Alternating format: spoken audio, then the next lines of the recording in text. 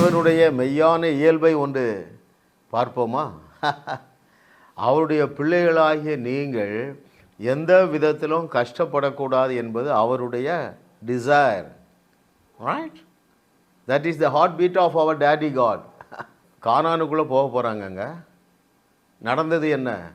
அவர்கள் கட்டாத பெரிய பெரிய பட்டணங்களை சத்துருக்களை வைத்து கட்டி வைத்திருந்த தேவன்.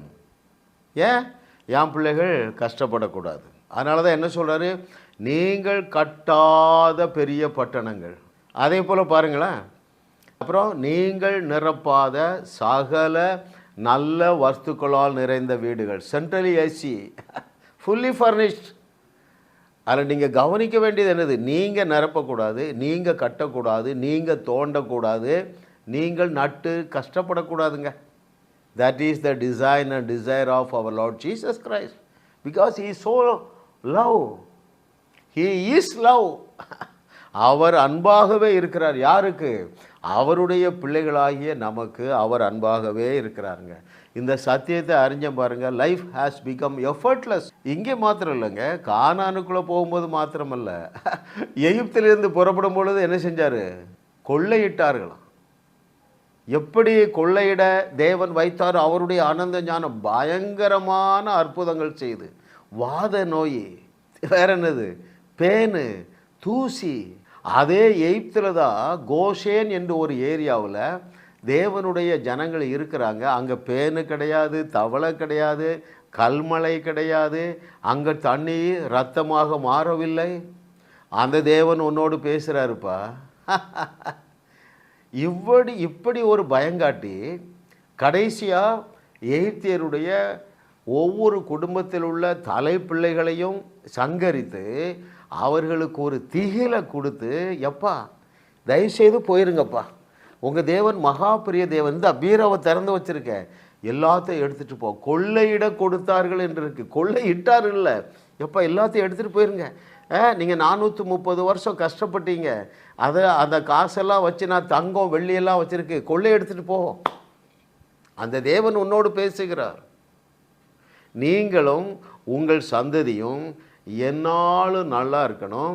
அந்த நன்றாக இருப்பதற்கு நீங்கள் சங்கடப்படக்கூடாதுங்க, ஜாலியாக இருக்கணும். ரைட்? அது யார் அனுபவித்த ஜாலி தெரியுமா? திரியேக தேவன். Right? God the Father, God the Son, God the Holy Spirit. They are enjoying the divine joy. They are always dancing. அந்த ரிஜாய்ஸிங் லைஃபுக்குள்ளே தேவன் உங்களை அழைத்திருக்கிறார். அங்கே உங்களுக்கு எந்த கஷ்டமும் கிடையாது. அது எப்படிலாம் வச்சுருக்கிறான்னு வேதத்தில் வாசித்தீங்கன்னா, பாவிகளின் ஆஸ்தி.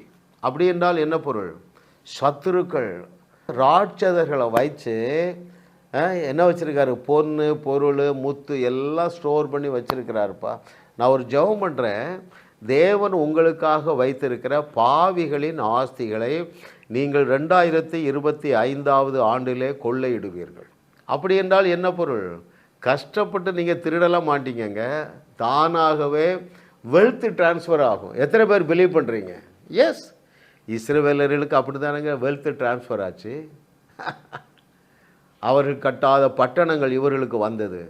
அவர்கள் நிரப்பாத சகல வஸ்துக்களால் இருந்த பங்களாக்கள் வந்தது பாருங்கள். அதை போல் அப்படியே பெற்றுக்கொள்ளுங்க. I release supernatural abundant prosperity. ஆமாம், பாவிகளின் ஆஸ்தி என்னுடைய பிள்ளைகளுக்கு தாண்டி வந்து சேருவதாக.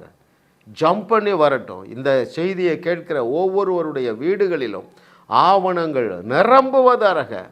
ஒவ்வொரு வீட்டிலும் ஆவணங்களை வைப்பதற்கு ஒரு பீரோ வாங்குகிறாங்க.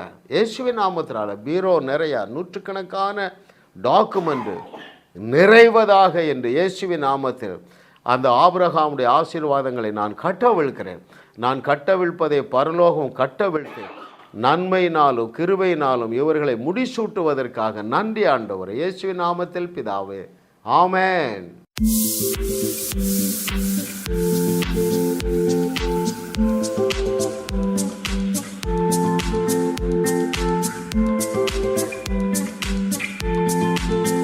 ஜாஸ் மினிஸ்ட்ரீஸ் யூடியூப் சேனலில் தொடர்ந்து செய்திகளை கேளுங்கள், சப்ஸ்கிரைப் செய்யுங்கள், வீடியோக்களை லைக் செய்து பலரோடு பகிர்ந்து கொள்ளுங்கள். அவர்களும் ஆசீர்வதிக்கப்படட்டும்.